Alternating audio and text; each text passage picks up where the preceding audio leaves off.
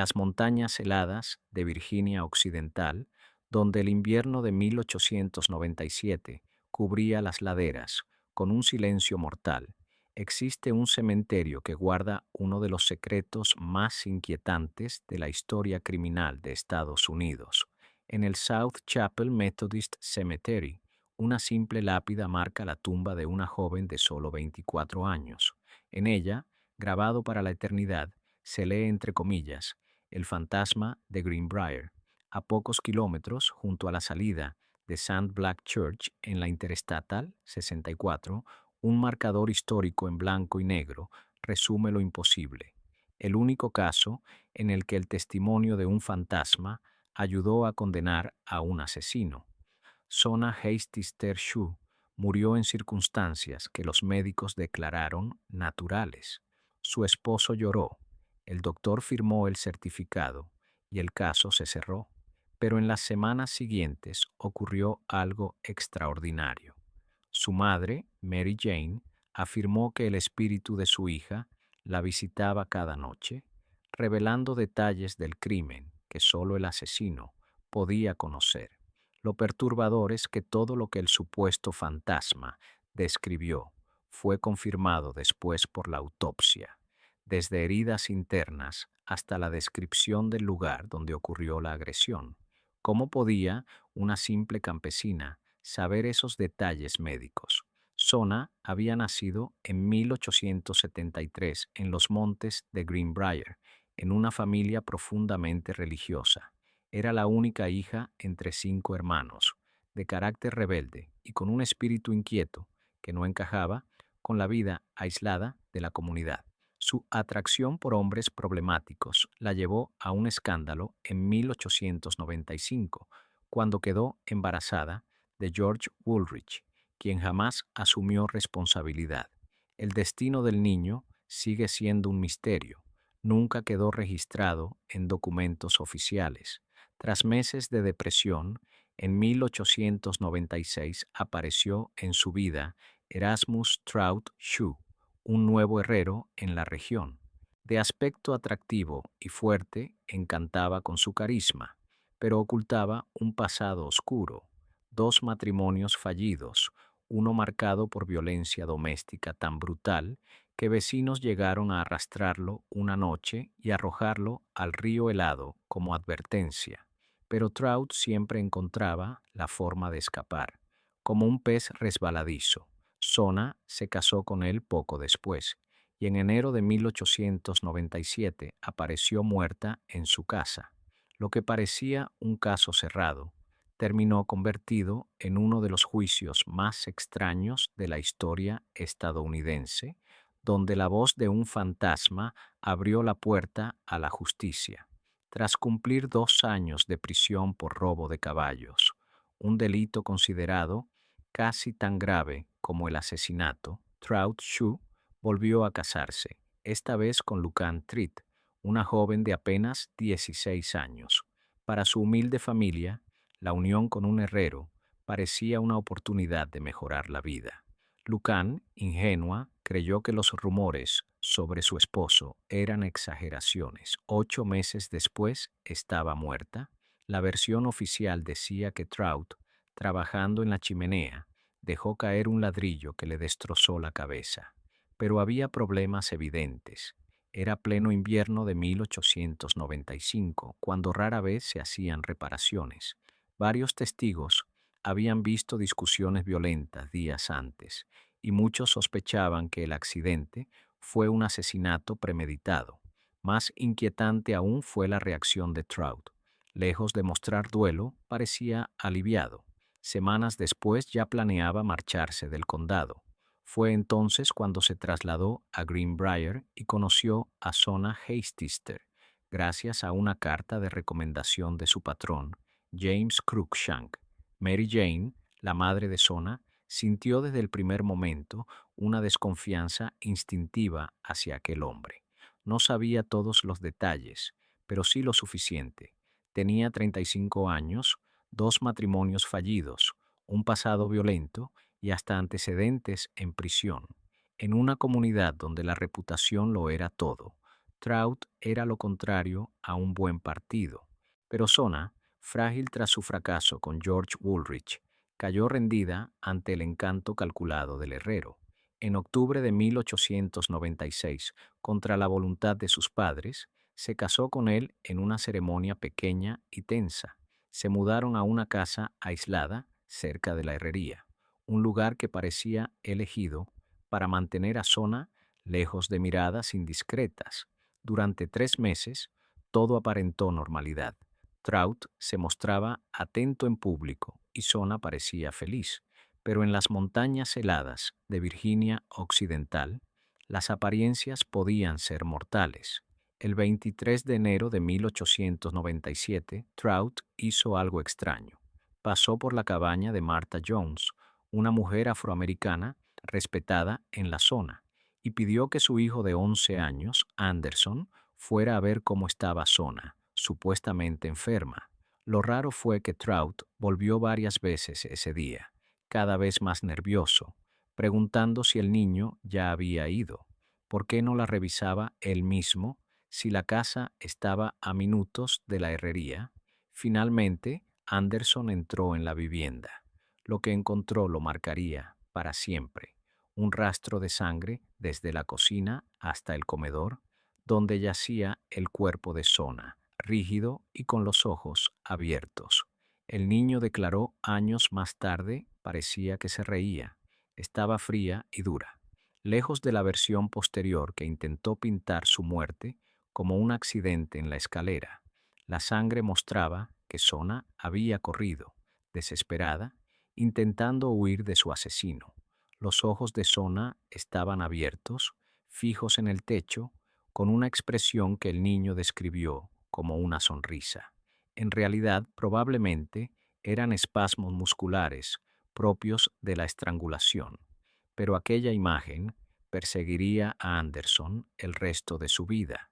El hecho de que el cuerpo ya estuviera rígido y frío indicaba que había muerto varias horas antes, contradiciendo totalmente la versión de Trout, que decía que había ocurrido durante el día. Anderson salió corriendo, gritando por la montaña helada hasta alertar a su madre, Martha Jones. Ella mandó al niño a buscar al doctor Knapp y corrió a la herrería para informar a Trout. Su reacción fue teatral. Lanzó un grito tan fuerte que todos lo oyeron, pero muchos lo describieron como fingido, como si representara un papel. Cuando llegó a la casa, entró solo y minutos después salió cargando el cuerpo de Sona, llorando y gritando de un modo tan exagerado que despertó más sospechas que compasión. Más de una hora después apareció el doctor Knapp. Encontró el cadáver ya lavado, vestido con un rígido cuello alto y cubierto con un extraño pañuelo alrededor del cuello. Trout había preparado el cuerpo él mismo, impidiendo a las mujeres de la comunidad hacerlo, algo completamente inusual. Cada vez que el médico intentaba examinar el cuello, Trout se volvía histérico. No la toque, ya sufrió bastante. Incapaz de revisar las lesiones, Knapp firmó un diagnóstico vago: desmayo eterno.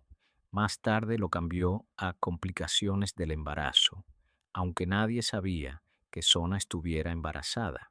Durante el velorio, el comportamiento de Trout se volvió aún más inquietante.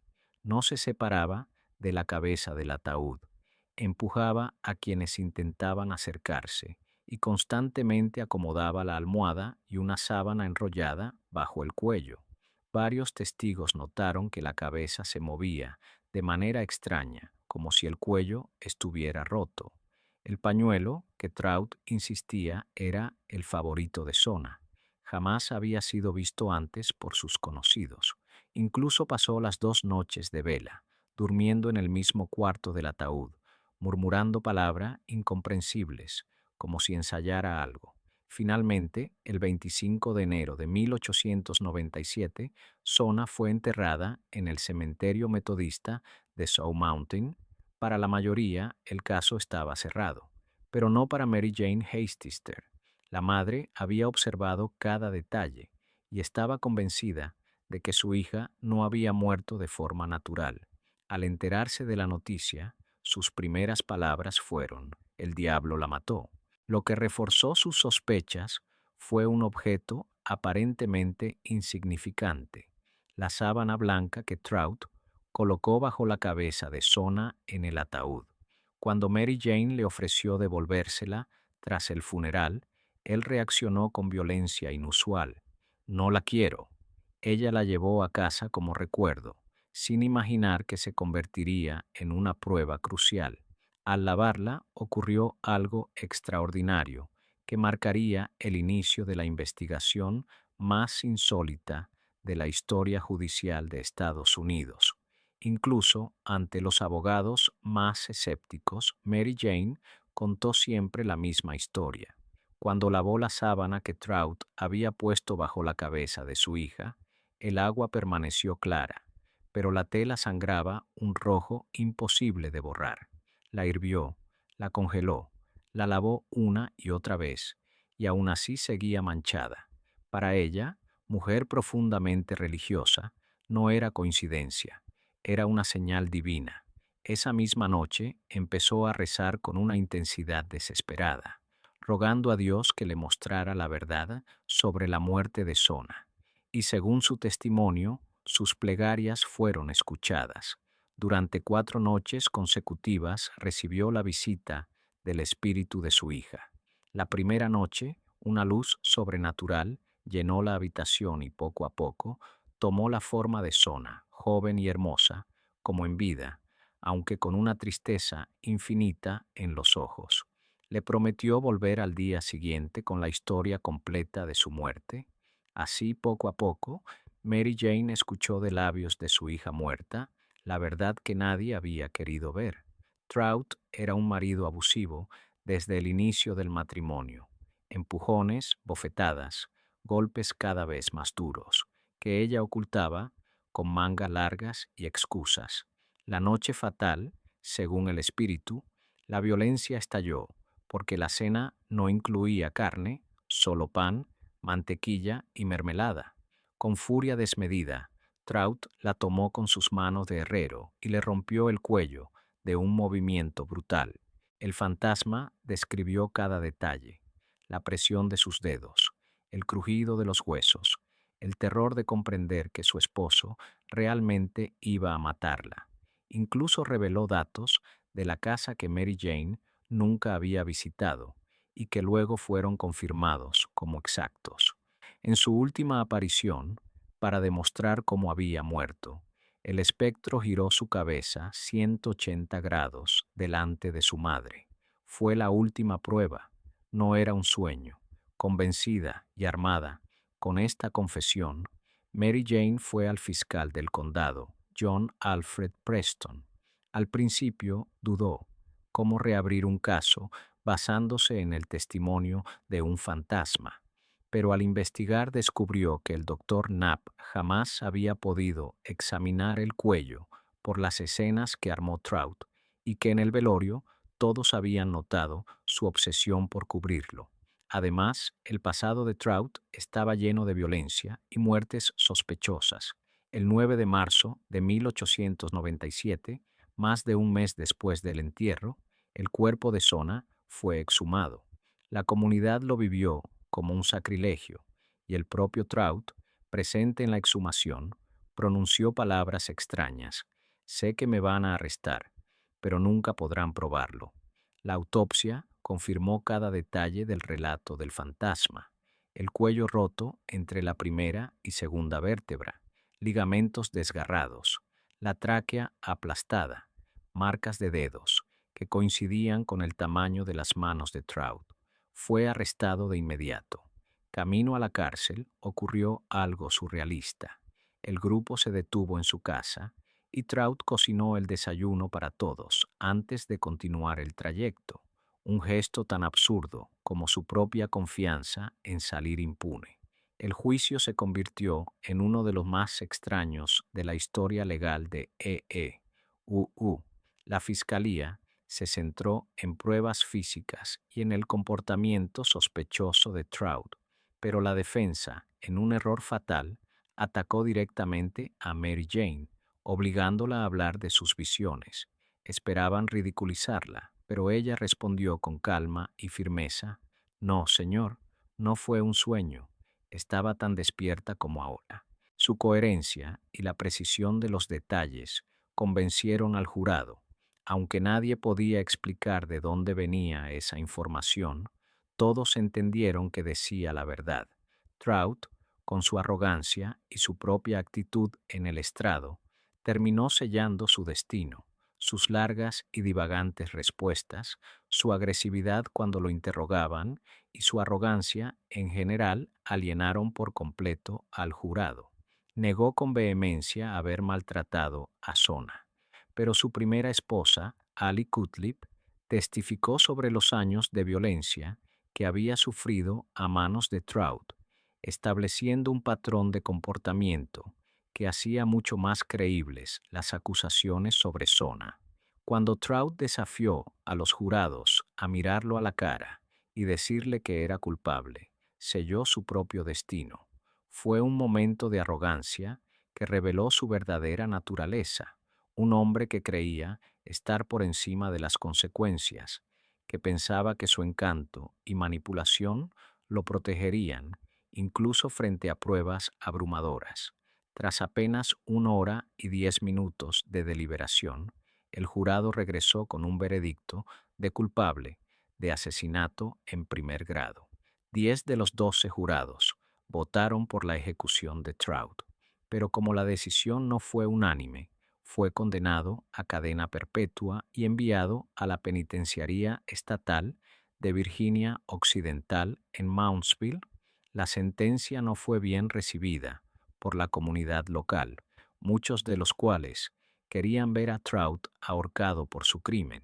2 días después de la sentencia, una turba armada, con rifles Winchester y revólveres, se organizó con la intención de asaltar la cárcel del condado y hacer justicia por su propia mano. Solo la valiente intervención del sheriff Nickel, que los enfrentó solo a caballo, evitó un linchamiento que habría manchado para siempre la búsqueda de justicia en el caso de Sona. La justicia terrenal había sido hecha, pero la historia no terminaría ahí. Trout murió en prisión apenas 3 años después, el 13 de marzo de 1900, víctima de una epidemia de sarampión y neumonía que arrasó la penitenciaría. Tenía apenas 38 o 39 años y fue enterrado en una tumba sin nombre en los terrenos de la prisión.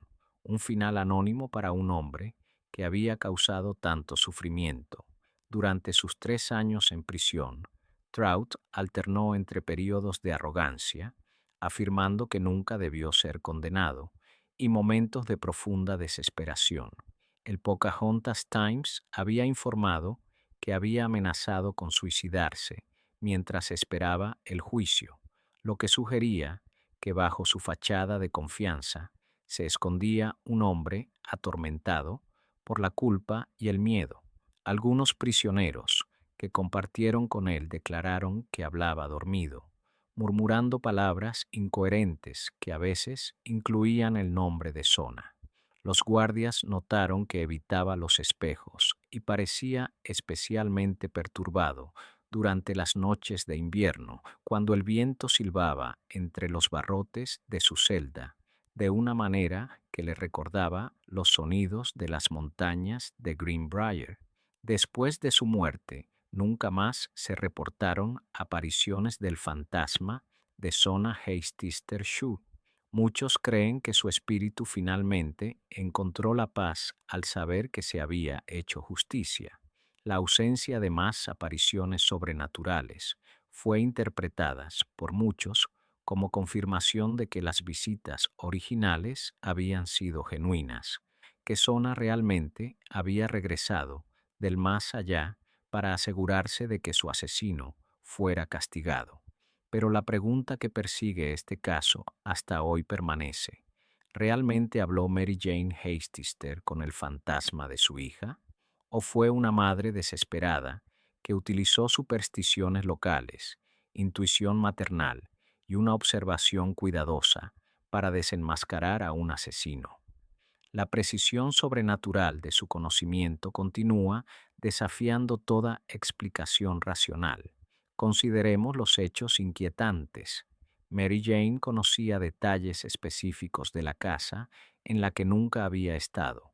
Describió con precisión médica cómo había muerto Sona, incluyendo detalles sobre la fractura del cuello, que luego fueron confirmados por la autopsia. Sabía del rastro de sangre que Anderson había encontrado, aunque este detalle no se había hecho público. ¿Cómo podía una simple mujer de montaña tener acceso a información tan específica y exacta? Algunos escépticos sugieren que Mary Jane pudo haber visitado secretamente la casa de los Shu después de la muerte de Sona, quizás durante el velorio, cuando la atención estaba en otra parte. Otros proponen que pudo haber obtenido información de Anderson Jones u otras personas que habían estado en la escena, aunque esto no explica la precisión médica de su conocimiento sobre las heridas de Sona.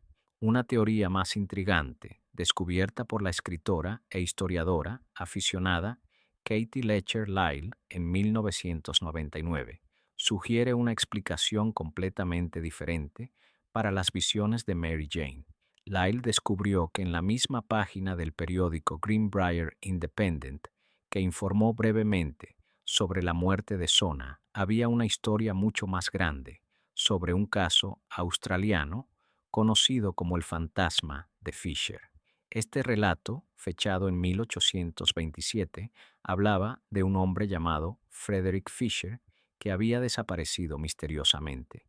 Meses después, un hombre respetable, llamado John Farley, comenzó a difundir la noticia de que había visto el fantasma de Fisher sentado en la baranda de un puente, señalando en silencio hacia un prado junto al arroyo. La historia causó tal furor que otros lugareños también afirmaron ver al fantasma, hasta que finalmente la policía se vio presionada a investigar. Encontraron el cuerpo de Fisher cerca del prado hacia el que el fantasma había señalado, y un hombre llamado George Worrall fue ahorcado más tarde por el asesinato. Más tarde se creyó que John Farley sabía algo sobre el crimen de Fisher, pero las amenazas de muerte le habían impedido informar a las autoridades. Así que en su lugar inventó la historia del fantasma, que se propagó por el pueblo hasta que la policía se vio obligada a actuar. Es posible que Mary Jane leyera esta historia en la misma página que informaba la muerte de su hija y se inspirara para intentar un truco similar. La similitud entre ambos casos es asombrosa. En ambos, una persona que sospechaba un asesinato, pero no tenía pruebas, utilizó relatos de visitas fantasmales para presionar a las autoridades a reabrir la investigación. Si esta teoría es correcta, entonces Mary Jane Hastister fue una de las criminólogas aficionadas más brillantes de la historia estadounidense. Habría utilizado una combinación de observación cuidadosa, intuición maternal, conocimiento local sobre el pasado de Trout y una estrategia psicológica sofisticada para exponer a un asesino que de otro modo habría escapado de la justicia. Pero incluso esta explicación no responde todas las preguntas. ¿Cómo pudo Mary Jane conocer detalles médicos específicos sobre las lesiones de Sona? ¿Cómo pudo describir con exactitud el interior de una casa en la que aseguraba nunca haber estado? ¿Y por qué sus visiones resultaron más precisas que el examen inicial del doctor Knapp? Tal vez la verdad sea que nunca sabremos con certeza qué ocurrió realmente en aquellas oscuras noches de enero de 1897 en las montañas de Greenbrier. Lo que sí sabemos es que sin la intervención de Mary Jane, ya fuera sobrenatural o puramente humana, Trout Shue habría escapado impune de su crimen, libre quizás para matar de nuevo. La historia de Sona Hastister Shue plantea preguntas profundas sobre la naturaleza de la justicia. sobre los límites del conocimiento humano y sobre las fuerzas misteriosas que a veces parecen intervenir cuando el sistema legal fracasa. En una época en la que la ciencia forense era primitiva y los derechos de las mujeres eran limitados, hizo falta algo extraordinario, ya sea lo sobrenatural o el resultado de una inteligencia humana excepcional, para que la verdad saliera a la luz. Hoy, más de 125 años después, la lápida de Sona en el cementerio sigue atrayendo visitantes de todo el mundo, curiosos por la mujer que supuestamente resolvió su propio asesinato, turistas, investigadores paranormales, estudiantes de derecho e historiadores peregrinan a las montañas de Greenbrier para ver el lugar donde se desarrolló una de las historias más extrañas de la jurisprudencia estadounidense. El marcador histórico en la Interestatal 64 permanece como testimonio oficial de que algo extraordinario sucedió aquí, algo que desafía nuestra comprensión convencional de la vida y la muerte, de la justicia y la verdad, y en las oscuras montañas de Virginia Occidental, donde las fronteras entre el mundo de los vivos y los muertos siempre han sido tenues, donde antiguas supersticiones conviven con la vida moderna. La historia de Sona Hastings Tershu permanece como un recordatorio perturbador de que, a veces, la justicia proviene de lugares que nuestra mente racional no puede comprender. Algunas verdades son más extrañas que cualquier ficción. Algunas historias, por imposibles que parezcan, encierran una verdad que trasciende nuestro entendimiento de lo que es posible en este mundo. Y a veces, cuando todos los sistemas humanos fallan, cuando la injusticia parece triunfar, algo interviene, llámese fantasma, intuición maternal, justicia divina, o simplemente una madre que se negó a aceptar que el asesino de su hija escapara impune. El caso de Sona Hastings Tershu sigue siendo único en los anales de la historia criminal estadounidense, no solo por la afirmación de intervención sobrenatural, sino por lo que representa acerca de la determinación humana en la búsqueda de la verdad, sobre el poder del amor maternal y sobre la extraordinaria capacidad de las personas comunes de encontrar justicia, incluso cuando todas las probabilidades están en su contra. En las palabras grabadas en su lápida, Sona Hastings Tershu será recordada para siempre como el fantasma de Greenbrier, la mujer que, de un modo u otro, logró resolver su propio asesinato y garantizar que se hiciera justicia.